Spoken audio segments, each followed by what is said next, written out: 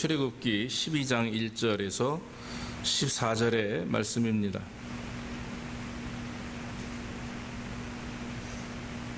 여호와께서 애굽 땅에서 모세와 아론에게 일러 가라사대 이달로 너희에게 달의 시작 곧 해 첫 달이 되게 하고 너희는 이스라엘 회중에게 고하여 이르라.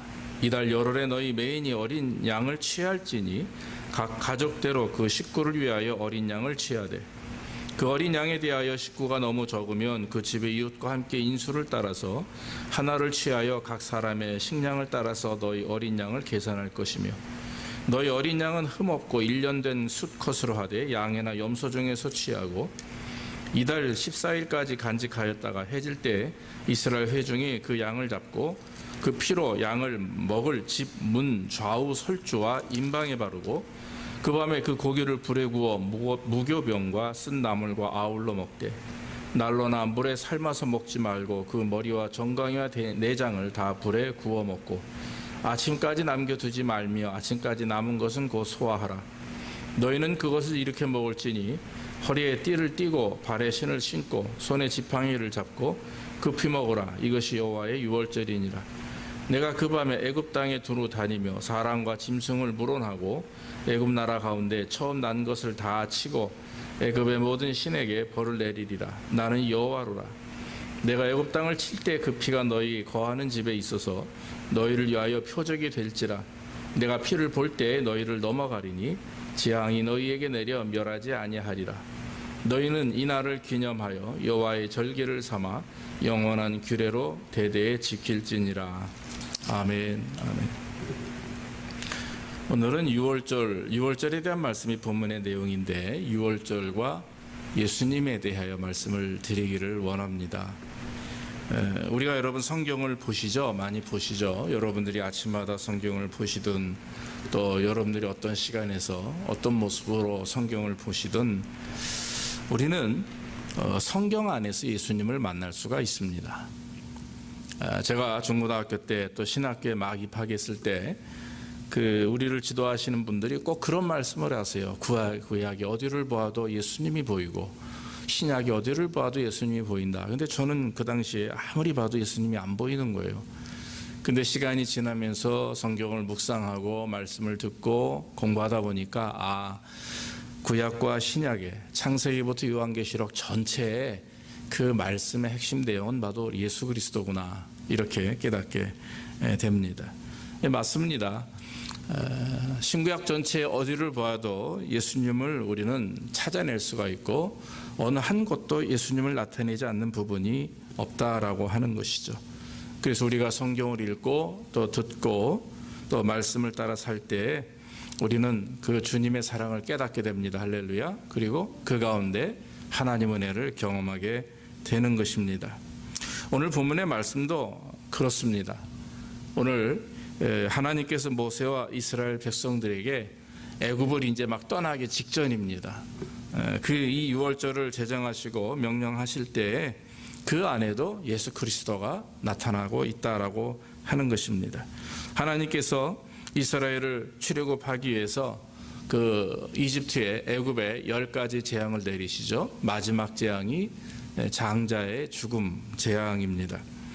11장 5절에 보면은 애굽 가운데 처음 난 것 위에 앉은 바로의 장자로부터 맷돌 위에 있는 여종의 장자까지와 모든 생축에 처음 난 것이 죽을지라 이렇게 말씀하셨죠. 그러니까 장자의 재앙을 끝난 이후에 이제 이스라엘의 애굽에서 탈출하게 되는데 이 장자의 재앙이 애굽의 모든 사람들과 가축에 임할 때에 하나님은 이스라엘 백성들로 하여금 피할 길을 말씀하십니다. 그것이 무엇입니까?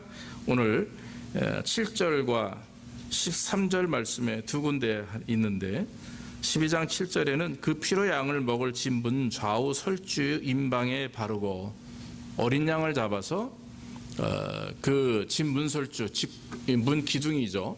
거기다 바르라. 피를 바르는 겁니다. 피를.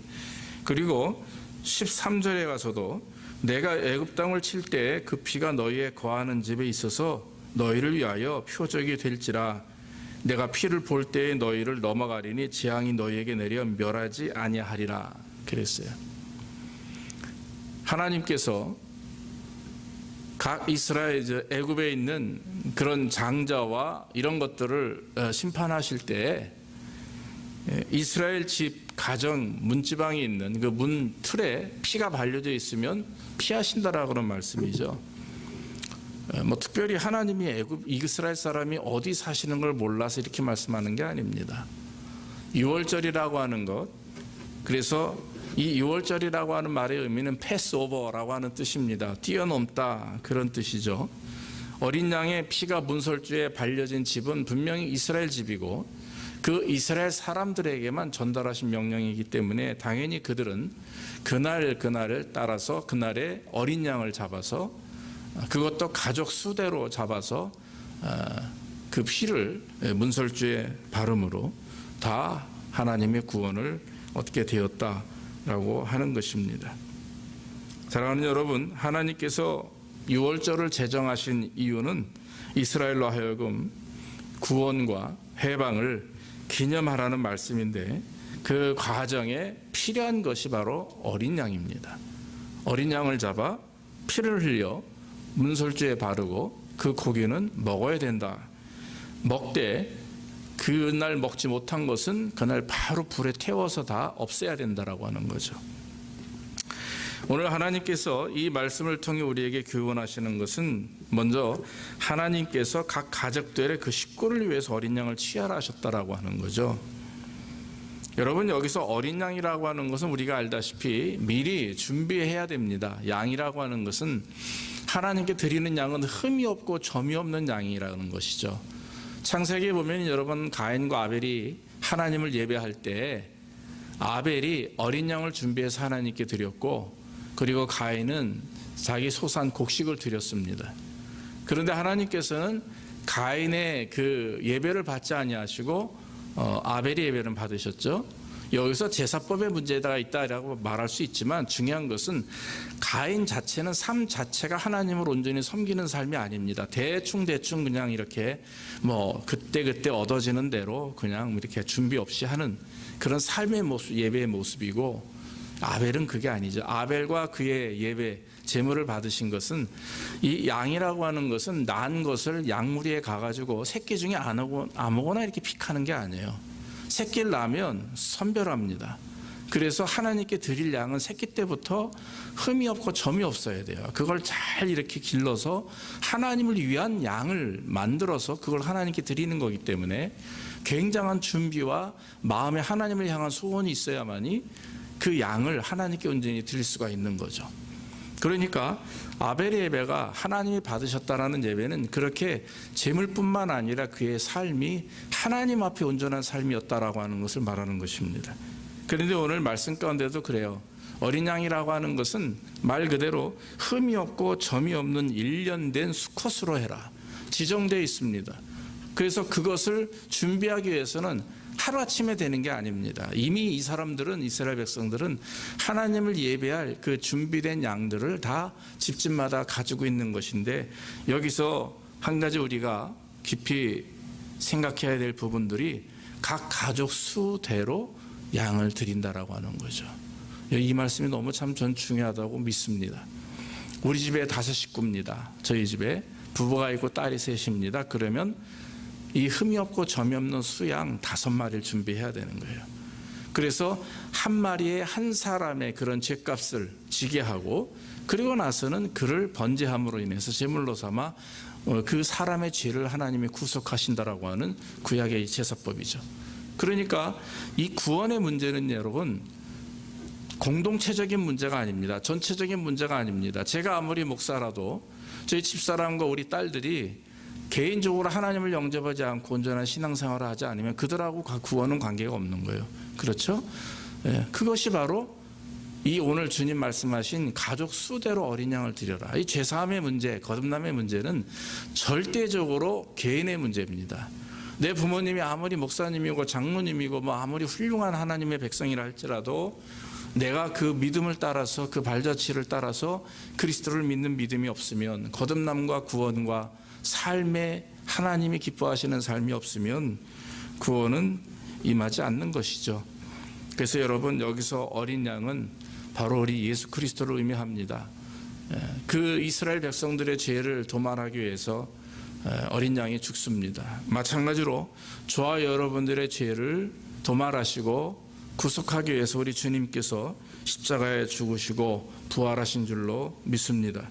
요한복음 1장 29절에 보면은 세례 요한에게 예수님이 세례를 받으러 다가오세요. 요단강에 있을 때, 그때 세례 요한이 예수님을 향해서 뭐라고 얘기합니까? 보라, 세상 죄를 지고 가는 하나님의 어린 양이로다, 이렇게 말씀을 했습니다. 베드로전서 1장 19절에도 베드로가 표현하기를 오직 흠없고 점없는 어린 양 같은 그리스도의 보배로운 피로 한 것이니라. 그래서 구원은 이와 같이 예수 그리스도의 보혈 공로를 통해서 우리가 얻을 수 있는, 구원받게 된다, 즉 구원받았다라고 하는 말씀이죠.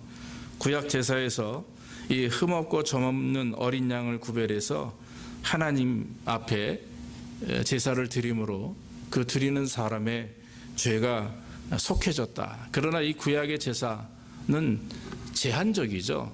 한 달 후에 또 다음 6월절에 또 아니면 어떤 절기마다 계속해서 양을 잡아야 됩니다. 반복해야 됩니다. 그러니까 오늘 잡은 어린 양, 지금 이 양이 나 때문에 죽었는데 1년 후에 6월절 날 또 양을 또 잡아야 되는 거예요. 그럼 또 1년 후엔 또 그때 제사함을 받고, 이렇게 반복된, 그래서 구약의 제사는 제한적입니다. 그런데 예수님이 이 땅에 오셔서 저와 여러분들을 위해서 십자가에 죽으시고 부활하셨다라고 하는 그 말씀은 반복적인 게 아니에요. 날마다 지금 예수님이 매 주일마다 우리 때문에 십자가에 죽으시고 부활하시고, 또 우리는 그것 때문에 일주일 살다가 또 죽으시고 부활하시고, 이게 아니에요.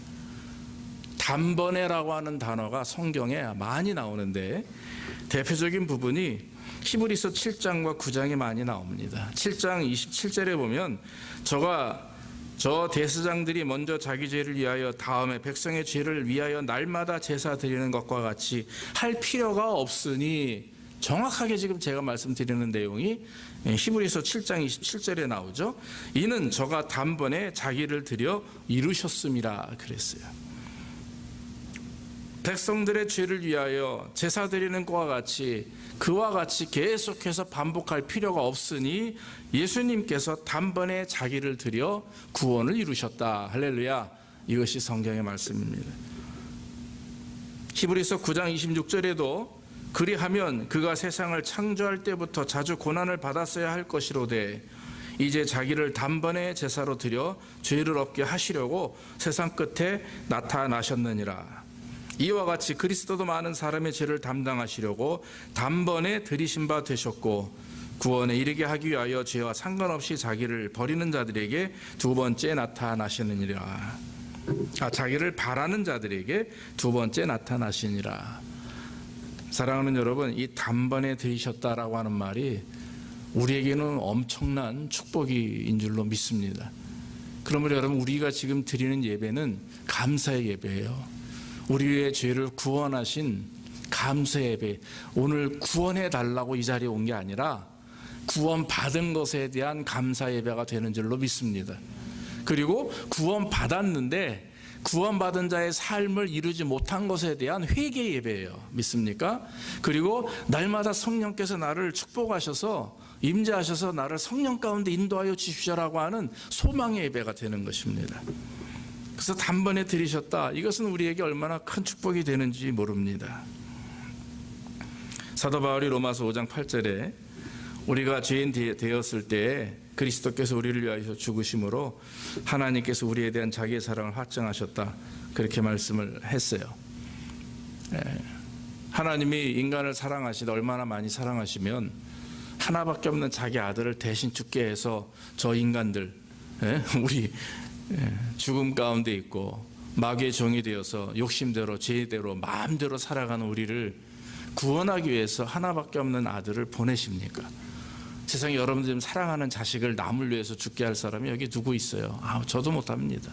아무도 없습니다. 그러나 우리 하나님만 하셨어요. 그래서 하나님의 사랑을 아가페오라고 하죠. 아가페 사랑, 절대적인 사랑. 인간의 사랑은 기껏해야 맥시멈이 필레오 사랑입니다. 그러나 하나님의 사랑은 이와 같이 자기 자신을 드리는 사랑입니다. 사랑하는 여러분, 우리를 위해서 예수님이 어린 양 화목제물이 되셨습니다. 십자가에 죽으셨고 단번에 우리의 죄를 도말하시고 구속해 주셨습니다.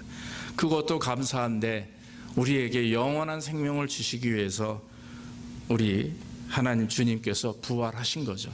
그래서 우리는 이 땅에 살아가며 주님 구원하신 은혜 가운데 살고 또 주님 부활하심으로 우리도 주님과 같이 영생의 삶을 얻고 저 하늘나라에서 하나님 앞에 흰옷 입고 설 수 있는 그런 은혜의 자리에 우리가 있는 줄로 믿습니다.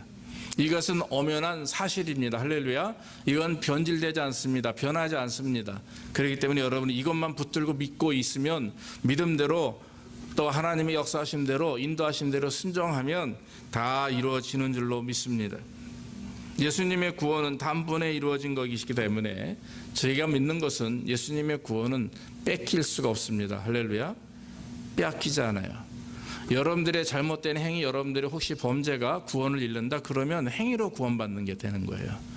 믿음으로 구원받는다라고 하는 것은 여러분들이 하나님을 믿었기 때문에 예수님이 나를 십자가에 죽으시고 또 부활하셨다라고 하는 사실을 믿었고 그걸 받아들여 여러분들이 말씀대로 사는 거죠. 그런데 말씀대로 살지 못하는 자체가 우리에게 문제가 있어요. 그래서 여러분 결코 믿는 자에게는 정죄함이 없다 했는데 엄연히 말하면 계속 죄를 짓고 회개치 아니하고 변화되지 않는 이유는 여러분들에게 믿음이 없는 겁니다. 구원은 이미 없는 거예요. 믿습니까? 나는 믿었는데 왜 나는 믿는다고 하는데 왜 이렇게 내 삶에 변화가 없고 나는 날마다 죄만 짓고 있고 왜 이 부분에 대해서 회개가 안 나오지? 아니에요. 구원받은 게 아닙니다. 그 사람은 믿는 사람이 아닙니다. 하나님을 단지 알 뿐입니다. 하나님을 믿는 사람들은 거듭난 사람들이에요. 거듭난 사람들은 주님 말씀대로 살기를 노력하는 것이 아니라 성령께서 나와 함께 하심으로 살아가게 되고 그리고 우리 안에 있는 죄악된 모든 것들이 믿음 안에서 발전되어 가는 거죠. 아름답게. 그거 소멸되면서 더 거룩한 하나님의 백성으로서의 삶을 살게 되는 것입니다. 그러므로 여러분, 하나님이 여러분들을 구원하셨고 여러분들을 하나님의 자녀로 삼으셨다라고 하는 것은 그것은 여러분들의 행동이나 의지가 아니라 절대적인 여러분들 하나님의 선택이고 축복입니다. 믿습니까? 그렇기 때문에 여러분들은 고민하거나 걱정할 필요가 없어요. 실수하셨습니까? 마음에 아픔이 있고 고통이 있습니까? 애통하는 자와 같이 주님 앞에 무릎 꿇고 회개하십시오. 그러면 모든 것이 제자리로 돌아오게 됩니다. 이것이 믿음을 가진 자들의 특권이에요. 할렐루야. 그러니까 우리는 두려워할 이유가 없는 거죠. 그래서 오히려 우리는 구원에 대한 문제를 지금 고민할 게 아니라 성령의 충만하에 사느냐 마느냐 이게 문제예요. 성령께서 나를 지금 계속해서 성령 세례는 이례적입니다. 단번에 이루어지는 것인데 그것은 거듭남과 구원과 연결되는데 성령 충만은 반복적이에요. 그러니까 성령 충만은 하나님이 내 안에서 역사하시는 게 성령 충만입니다. 뭐 늘 말씀드리지만 이렇게 물컵에 양이 많다 양적인 부분이 아니라 나를 주장하는 어떤 하나님이 주신 어떤 특별한 은사라든지 이런 걸 나는 많이 갖고 있어. 그래서 성령 충만이 아니고 하루하루의 삶이 하나님 말씀대로 하나님이 이끄심을 통해서 순종하며 감사와 기쁨 안에 살아가느냐 하는 그런 하나님의 이끌림에 순종하며 사는 자체가 성령 충만이라고 하는 것입니다. 하여튼 하나님께서 이 땅에 예수 그리스도 어린 양을 보내시고 우리를 구원하셨어요. 그 구원하심은 단번에 이루어진 사건인 줄로 믿습니다. 또 한 가지 보면은 말씀에 13절에 그 피로 양을 먹을 진문 좌우 설주와 임방에 바르고 7절에 그러고 13절에 내가 피를 볼 때 너희를 넘어가리니 재앙이 너희에게 내려 멸하지 아니하리라 그랬습니다. 자, 피는 예수 그리스도의 보혈입니다. 어린 양의 피는 우리 모두의 죄를 사하신 예수님의 보혈을 의미합니다. 그래서 구약의 제사는 피의 제사라고 그러죠. 피 흘림이 없이는 제사함이 없는 말씀. 히브리서 9장에도 말씀하시듯이 피 흘림이 없이는 제사함이 없습니다. 그래서 피 흘리는 제사는 레위기에 보면은 번제, 화목제 이런 제사들이 5가지가 있는데 그 피 흘림의 제사는 번제와 화목제입니다. 그래서 불에 태워서 그 어린 양 제물을 하나님께 드리면 그 흠양하시는 것. 그래서 죄사함을 통하여 하나님과 화목된 관계를 회복하는 이유가 그 회복해야만 되는 것이 그것이 이제 구약의 제사입니다. 아마 아담과 하와 이후에 많은 그 짐승들, 송아지나 어린 양들이 특히 비둘기 이런 그 가정의 어떤 삶의 수준에 따라서 구약에서는 이게 제물을 또 정하기도 했습니다. 가난한 사람한테 송아지 바치라고 할 수는 없는 거잖아요. 하나님은 참 은혜로우신 분인데 우리의 형편에 따라서 하나님은 만족하세요. 믿습니까? 적게 드리고 많이 드리고가 문제가 아니라 그 삶을 통해서 형편에 최선을 다하는 것을 기뻐하는 거죠. 송아지를 드릴 사람들은 송아지를 드리고 뭐 어린 양을 드릴 사람들은 어린 양을 드리고 또 힘들고 어려운 삶 속에서 비둘기라도 드리는 사람은 그 사람을 그걸 기뻐하시고 또 곡식을 드려도 하나님은 기뻐하시고 중요한 것은 예배자의 마음과 그 하나님께 드리는 마음이 온전한 것인가 하는 것이죠. 히브리서 9장 12절에 염소와 송아지의 피로 하지 아니하고 오직 자기의 피로 영원한 속죄를 이루사 단번에 성소에 들어가셨느니라 주님 말씀하셨습니다. 그러므로 우리는 예수님의 보혈로 인해서 살았고 지금도 살아가고 있습니다. 즉 예수님의 구원을 통해서 우리는 이 땅에서 기쁨과 감격을 가지고 살아가는 것이죠. 피 흘림이 없이는 제사함이 없다. 이 말씀은 날마다 우리 자신이 그리스도의 피를 경험하며 그 피는 우리를 구원하신 것이기에 예수님께서 피를 흘리기 위해서는 십자가에 박히셔야 되잖아요. 달리셔야 되잖아요. 그러면 그리스도를 믿는 성도들이 구원받은 하나님의 백성들이 날마다 주님을 따르기 위해서는 뭐가 필요하냐면 우리도 주님처럼 십자가에 달리는 그런 삶의 모습이 필요한 것이죠. 그래서 사도 바울이 갈라디아서 2장 20절에 뭐라고 말합니까? 내가 그리스도와 함께 십자가에 못 박혔나니 그런지 이제는 내가 산 것이 아니요 오직 내 안에 그리스도께서 사신 것이라. 이제 내가 육체 가운데 사는 것은 나를 사랑하사 자기 몸을 버리신 하나님의 아들을 믿는 믿음 안에 사는 것이라. 할렐루야. 그래서 여러분 우리의 삶이 주님이 원하시는 삶이 되기 위해서는 아이고 나 이거 고쳐야 되는데 나 이거 바꿔야 되는데 이거 하나님 앞에 기도해야지. 예. 그 전에 먼저 내 자신을 우리의 욕심과 정욕과 제약을 그리스도의 십자가에 못 박으시기를 주의 이름으로 축원합니다.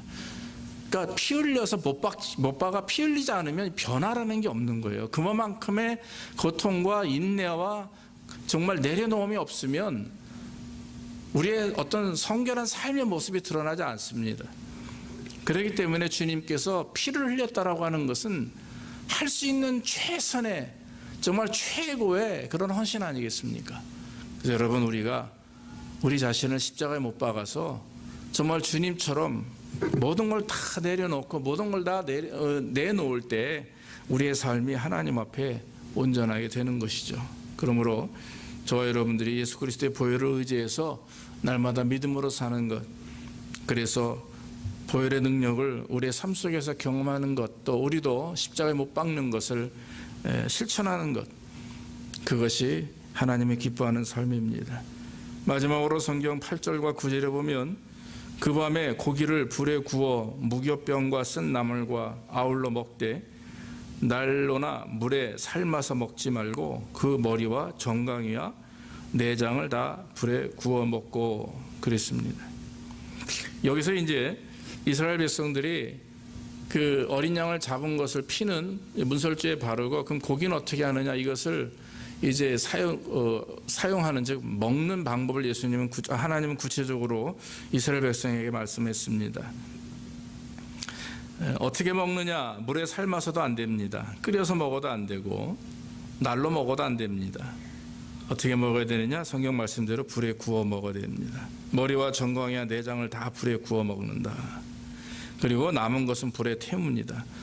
정결함을 유지하기 위해서라고 성경은 말합니다. 그래서 부패하면 부정한 것이에요. 모든 것인지 이 죽은 시신, 동물의 시신이라는 것이 죽어 있는 것 자체는 구약에서 율법에서는 이 부패한 것, 부정한 것으로 말씀하기 때문에 남은 것은 썩기 전에 싹 모아서 불에 태워 없애야 됩니다. 정결을 유지하기 위함이죠. 하나님의 백성들이 믿음으로 살기 위해서 또 살아가는 삶에 있어서 가장 중요한 것은 내 안에 정결함을 유지하고 사는 것이 얼마나 귀한지 모릅니다. 죄악이 들어오고 썩어지게 되면 부패하게 되면 냄새가 납니다. 냄새가 나면 뭐가 꼬여요? 파리가 꼬이듯이 마귀가 꼬이는 거예요. 야, 제가 약점이 있구나. 야, 제가 믿는 사람이라고 하는데 진짜 믿는 사람이 아닌가 보다. 쫓아와가지고 우리 안에서 마음껏 자기 마음껏 마귀의 욕심대로 움직이게 만드는 거죠. 그렇기 때문에 부패함이 없이 정결한 믿음을 가지고 하나님을 살 수 있도록, 하나님 앞에 나아갈 수 있도록 우리는 우리 자신의 그것을 날마다 불에 태웁니다. 저 성령불로 태워버려야 되는 것이죠. 예수님께서 말씀하시기를 요한복음 6장 35절에 나는 생명의 떡이니 내게 오는 자는 결코 줄이지 아니할 터요 나를 믿는 자는 영원히 목마르지 아니하리라 했습니다. 여기서 이제 고기를 먹는다라고 하는 의미가 있는 건데, 이것은 무엇을 의미하냐면 바로 예수 그리스도께서 우리를 십자가에 죽으셨기에 주님이 성찬하실 때 뭐라고 합니까? 이 떡을 내시면 이것은 내 몸이다 하셨고, 또 잔을 내시면서 이것을 내 피다 말씀하셨죠. 우리가 떡과 잔을 마심으로 인해서 우리 안에 그리스도의 형상화죠. 즉 예수님이 나를 위해서 십자가에 죽으시고 부활하셨다고 하는 사실을 다시 한번 인지하는 겁니다. 기념하는 겁니다. 믿습니까? 그것이 성찬식이에요. 구약의 제사법에 나오는 것이 신약에 와서는 예수님이 직접 제자들을 모아 앉혀놓고 돌아가시기 전날 밤에 성찬을 하신 겁니다. 그러니까 이것이 얼마나 귀한 일인지 모릅니다. 그러니까 예수님 당신이 어린 양이 되신 것을 다시 한번 실제 살아계실 때 제자들 앞에서 보이신 거죠. 그러므로 여러분, 우리가 주님을 먹는다, 이 양식을 먹는다라고 하는 말은 말씀을 먹는 것을 말합니다. 말씀을 듣고 순종하는 것, 소화해서 그 삶의 우리의 모습, 즉 말씀에 따르는 순종의 삶이 따르는 것을 말씀하는 거죠. 무교병과 쓴나물을 아울러 먹어라, 그렇게 말씀을 합니다. 무교병은 누룩이 없는 딱딱한 빵이죠. 그리고 쓴나물, 나물이 있는데 쓴나물이 있습니다. 종류가 어떤 것인지 제가 잘 모르겠습니다만 성경에 쓴나물이 있다고 그랬죠. 이것은 그 무교병과 쓴나물을 같이 먹는 것은 고난을 의미하는 것입니다. 이스라엘 백성들이 430년 동안 애굽에서 종살이를 하면서 어떻게 살아왔는지, 어떤 대접을 받았는지 회상하라 이거예요. 회상해서 이제 다시는 그런 죄 가운데 있지 말라 하는 말씀인데, 주님을 따르는 삶 속에는요, 주님을 의지하며 믿음으로 가기 위해서는 고난이라고 하는 것이 따르는 것입니다. 고난은 십자가로 가는 그런 날개요 지름길이다, 그런 말이 있습니다. 하나님을 섬기는 삶은 절제가 있기 때문에 힘들어요. 또 내려놓음이 있어야 되고, 경건이 있어야 되고, 인내가 있어야 되고, 성령의 9가지 열매가 있어야 되는데, 그 성령의 9가지 열매는 믿음을 가지고 하나님을 온전히 따르는 사람들에게 나타나는 열매 아니겠습니까? 근데 그게 맺기 전까지는 상당히 힘들지 않습니까? 내려놓아야 되잖아요. 포기해야 되잖아요. 절제해야 되고, 마음껏 하지 못하는 일들, 그리스도 때문에, 성도이기 때문에, 하나님의 자녀이기 때문에 당하는 고통, 그 다음에 또 예수를 믿기 때문에 외부로부터 오는 압력이나 압박이나 이런 것들이 얼마나 많이 있습니까? 그런 고난을 이겨내야 된다. 그래야만이 너희가 하나님의 은혜 안에서 영원히 살 수 있다라고 하는 말씀입니다. 또한 11절 말씀에 허리에 띠를 띠고 발에 신을 신고 손에 지팡이를 잡고 급히 먹어라. 이것이 여호와의 유월절이라 그랬어요.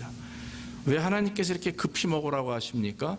빨리 먹고 애굽을 나가야 됩니다. 먹느라 시간 보내고 주저앉아 버리면 배불러가지고 나갈 수도 없어요. 그러니까 빨리 먹고 그리고 나서는 바로 애굽을 탈출해야 된다, 나가야 된다라고 하는 것입니다. 한시도 이스라엘 백성들이 지체할 수가 없습니다.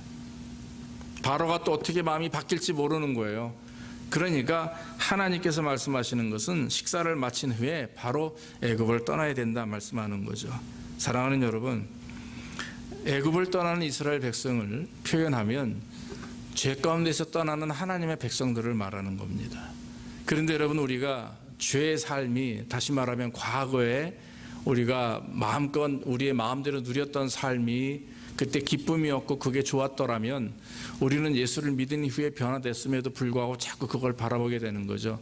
그러니까 그것을 빨리 떠나야 된다라고 하는 것입니다. 애굽처럼 고통스럽고 습관적이고 계속 반복되는 그런 끈질긴 죄악에서 빨리 떠나라 이거예요. 떠나야만이 새로운 가나안으로 갈 수가 있습니다. 새로운 하나님의 축복하신 곳으로, 그런 영역으로, 그런 삶의 모습으로 우리가 나아갈 수가 있는 것이죠. 혹시 여러분들의 삶에 떠나지 못하게 만드는 것이 무엇입니까? 지금 현재 신앙의 삶 가운데 우리의 삶 속에서 내가 하나님 앞에 온전히 설 수 있도록 내가 믿음을 가지고 나가는데 자꾸 내 발목을 부여잡는 것들이 있을 거예요. 그것이 습관이든 행동이든 그것이 마음가짐이든 정신상태든 무엇이든지 나를 붙들고 늘어지는 것, 하나님께 가까이 못 가게 만드는 것이 있다면 여러분 그것을 지금 당장 끊어야 될 줄로 믿습니다. 그래야 하나님의 은혜가 더 강하게 우리에게 역사하는 것이고 우리의 삶이 더 밝게 하나님 앞에 영광 돌리는 삶이 되는 것이죠.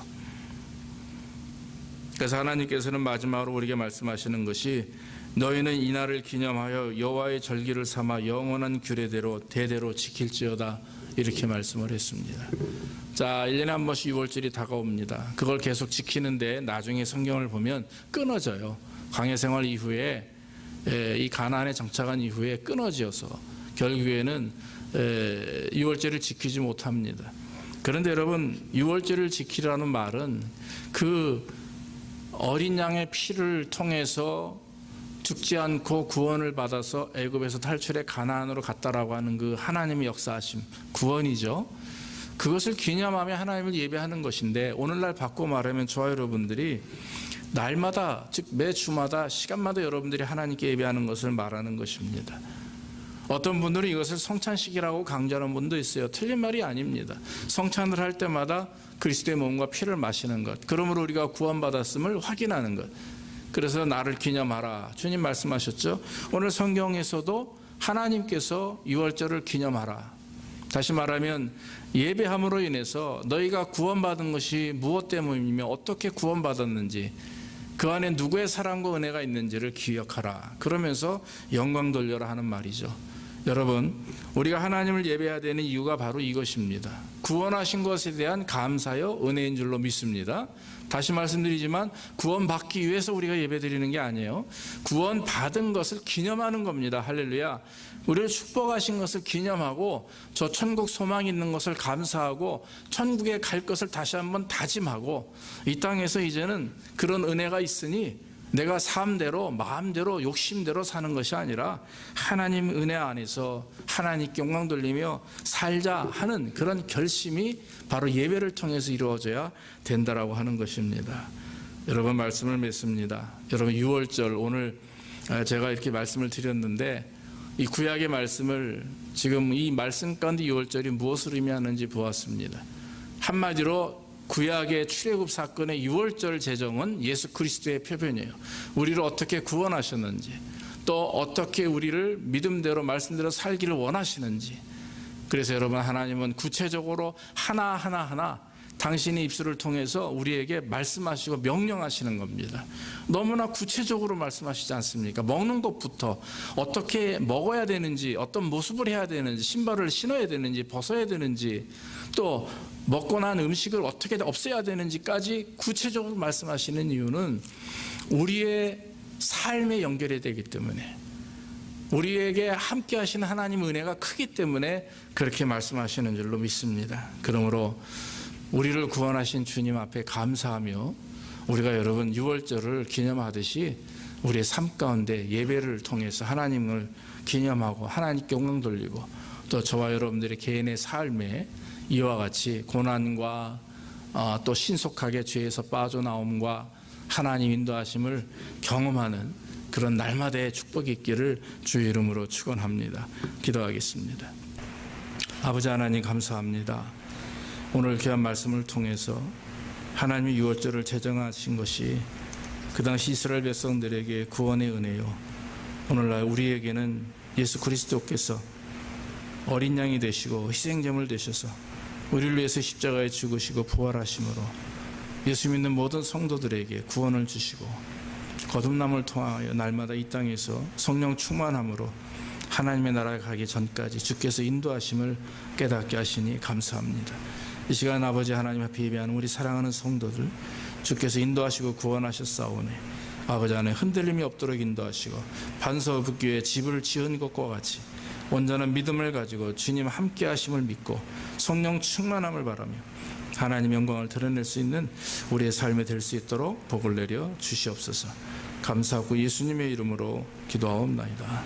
아멘.